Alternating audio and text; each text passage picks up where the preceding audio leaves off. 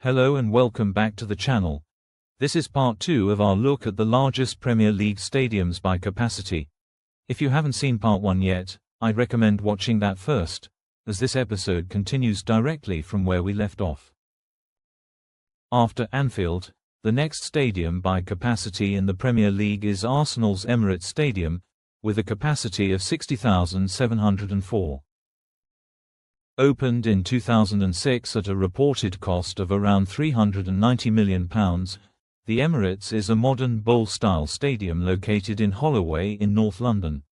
Designed with continuous tiers to maximise sightlines rather than one dominant single-tier end, it replaced Arsenal's former home, Highbury, where the club had played since 1913. Highbury, officially known as Arsenal Stadium, held just over 38,000 in its final all-seater configuration, though in the standing era it accommodated far more. The move to the Emirates significantly increased matchday capacity and commercial revenue, with excellent transport access via Arsenal, Holloway Road and Finsbury Park underground stations, as well as mainline rail links. While expansion has occasionally been discussed, the stadium's structure and surrounding residential development make significant enlargement complex.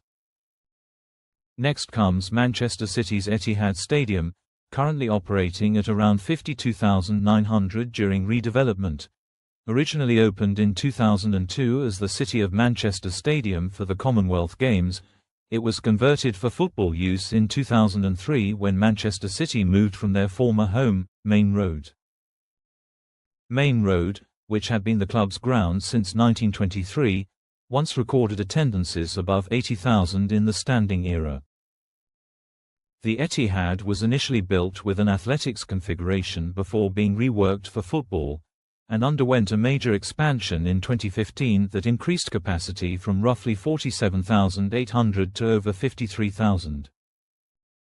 A further North Stand redevelopment is now underway, targeting a future capacity exceeding 61,000. The stadium forms part of the wider Etihad campus regeneration project and is well served by the Metrolink tram system, along with major road access from the A6010 and surrounding arterial routes. Following Manchester City is Everton's Hill-Dickinson Stadium, with a certified capacity of 52,769. Opened in 2025 at Bramley Moor Dock on Liverpool's waterfront, the stadium reportedly cost close to £800 million and represents a major regeneration project for the city's docklands.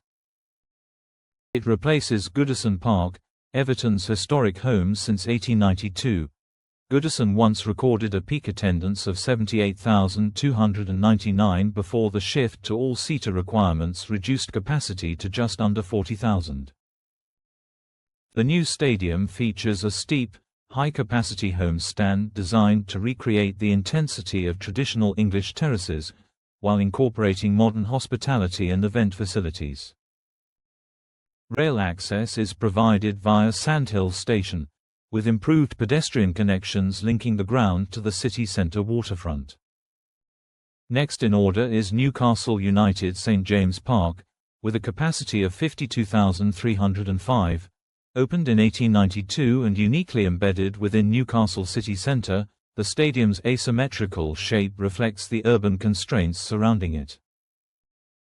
The Gallowgate end is traditionally regarded as the club's most vocal home support area, while major expansions in the late 1990s dramatically increased capacity, particularly to the Milburn and Leeds stands.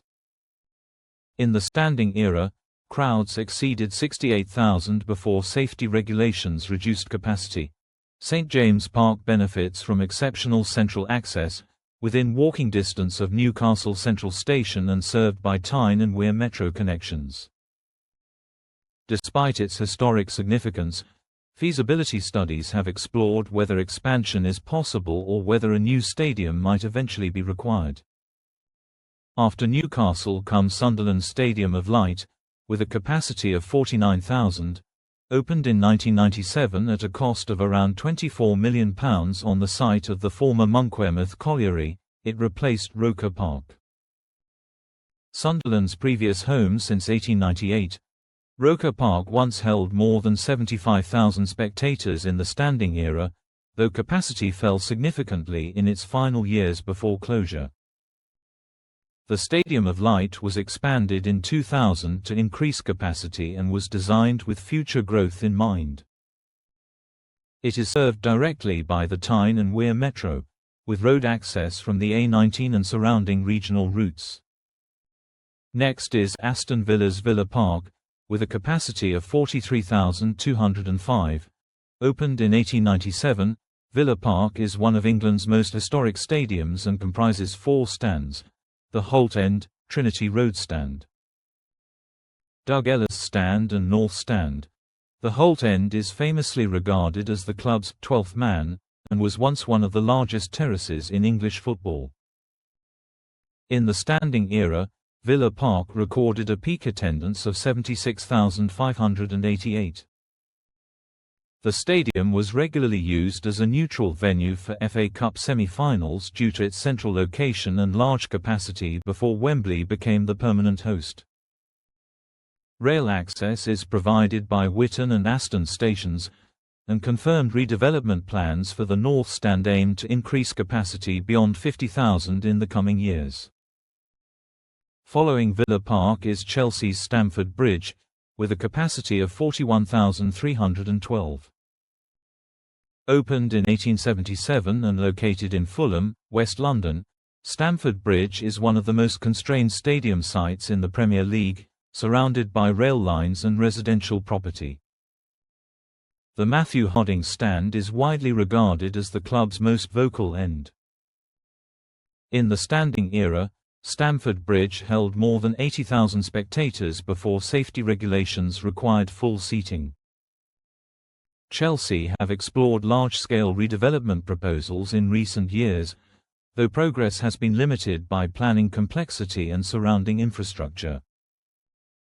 The stadium is heavily reliant on London Underground access, particularly Fulham Broadway Station.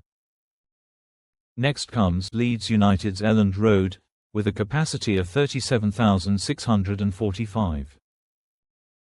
Opened in 1897, Elland Road consists of 4 stands named after club legends including Don Revie, Jack Charlton, Norman Hunter and John Charles.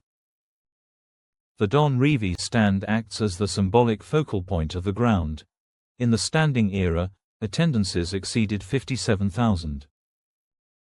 Approved redevelopment plans aim to expand capacity to approximately 53,000, significantly increasing the stadium's scale. Elland Road is accessible via Leeds railway station, along with motorway links from the M621 and M1. Finally, in this combined section is Wolverhampton Wanderers' Molineux Stadium, with a capacity of 32,050. Opened in 1889, Molineux is one of the oldest continuously used stadium sites in English football. The South Bank is historically recognised as the club's primary home support area, and in the standing era the stadium recorded a peak crowd of 61,315. The ground underwent phased redevelopment in the 1990s and early 2000s to become fully seated. Located close to Wolverhampton city centre, it benefits from rail access via Wolverhampton Station and nearby road connections including the M6 and M54. That concludes part 2 of our Premier League Stadium series. Thank you for watching, and I hope you've enjoyed learning more about the history, design and scale of these grounds. In part 3, we continue the countdown and take a closer look at the next stadiums on the list. I look forward to seeing you there.